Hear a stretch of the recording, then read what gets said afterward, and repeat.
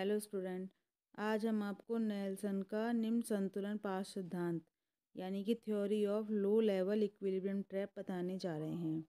Let's begin.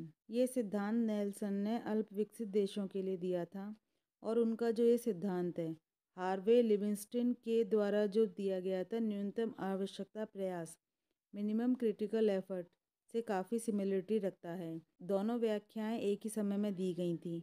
इस model के दो उद्देश्य थे।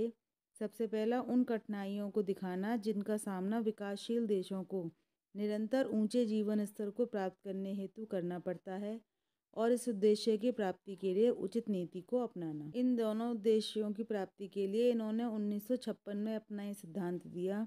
उनके अनुसार अल्प विकसित देशों के रोग की पहचान यह है कि वह प्रति व्यक्ति आय का ऐसा स्तर है जो निर्वाह आवश्यकताओं पर या उसके निकट पहुंचकर स्थिर हो जाता है।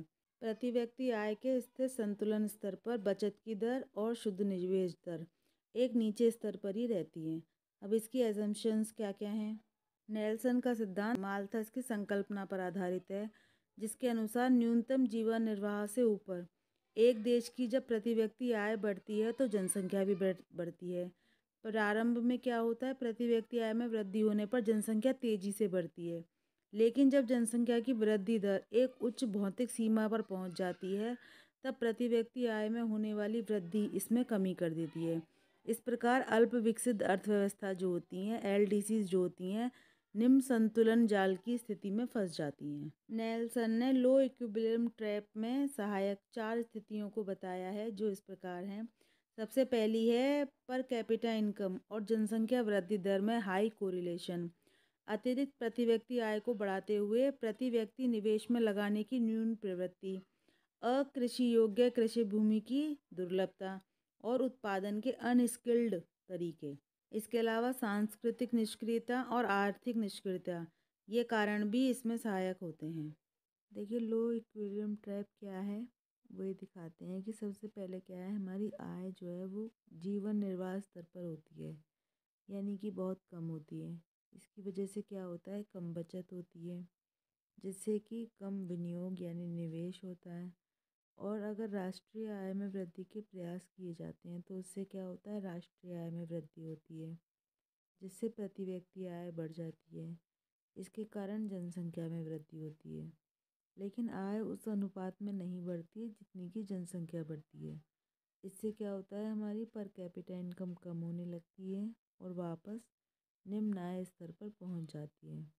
तो नेल्सन बताते हैं कि इस प्रकार से जो हमारी एलडीसीज होती हैं ये लो लेवल इक्विलिब्रियम ट्रैप में फंसी रहती हैं और ये जाल में वो फंसी ही रहती हैं अगर उनको निकालने के लिए प्रयास नहीं किए जाते। तो इस जाल को तोड़ने के लिए जो भी प्रयास किए जाते हैं उसको हम इस डायग्राम से दिखा सकते हैं। देखिए कंप्लीट डायग्राम है एक, जिसको कि हम अलग अलग आपको एक्सप्लेन करके दिखाएंगे। देखिए ये जो डायग्राम है हमारा, इसमें वाई एक्सिस पर तो जनसंख्या वृद्धि दिखाई गई है और एक्स एक्सिस पर हमारी पर कैपिटा इनकम दिखाई गई है।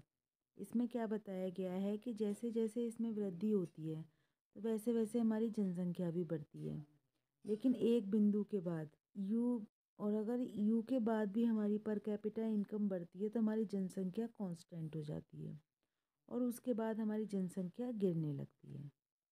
देखिए डायग्राम भी देखिए, इसमें वाई अक्ष पर हमारी दिखाई गई है per capita rate of investment, ठीक है, इसमें विनियोग दर दिखाई गई है और हमारी एक्स अक्ष पर हमारी पर कैपिटा इनकम दिखाई गई है। अब ये कह रहे हैं कि जैसे जैसे पर कैपिटा इनकम बढ़ती है तो हमारी बचत में भी वृद्धि होती है और विनियोग की दर में भी हमारे वृद्धि होती है।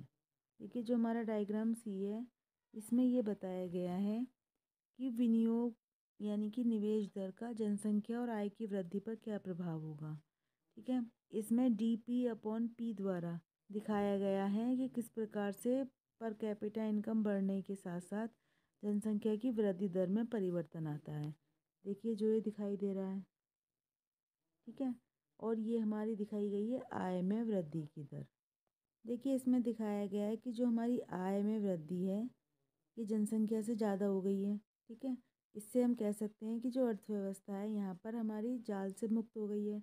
लेकिन अगर ये एन बिंदु के बाद फिर से निवेश नहीं किया गया, आय जो है ये जनसंख्या के मुकाबले अधिक तेज़ी से गिर रही है और इससे अर्थव्यवस्था फिर से मंदी के शिकंजे में यानी कि फिर से जाल में आ जाती है। देखिए जो एक्सप्लेनेशन हमने आपको बताई है वो ये है जो यहाँ पर लिख रही है।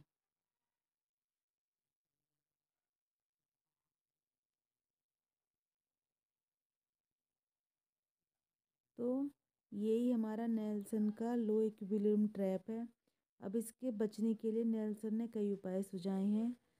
सबसे पहला है देश में अनुकूल सामाजिक राजनीतिक वातावरण होना चाहिए, बचत को प्रोत्साहित करना चाहिए, निवेश करवाने की प्रवृत्ति उत्पन्न करनी चाहिए, जनसंख्या वृद्धि में नियंत्रण के लिए प्रयास किए जाने चाहिए, सर्वव्यापी सरकारी निवेश कार्यक्रम होना चाहिए और विदेशों से कोष प्राप्त करके आय और पूंजी को बढ़ाना चाहिए। तो नेल्सन कह रहे हैं कि यदि ऐसे प्रयास किए जाएं जिससे जनसंख्या की वृद्धि की तुलना में आय में वृद्धि की दर अधिक हो तो सरकारी प्रयत्न के बिना भी जब तक वृद्धि होती रहेगी जब तक कि प्रति व्यक्ति आय का एक नया उच्च स्तर नहीं आ जाता।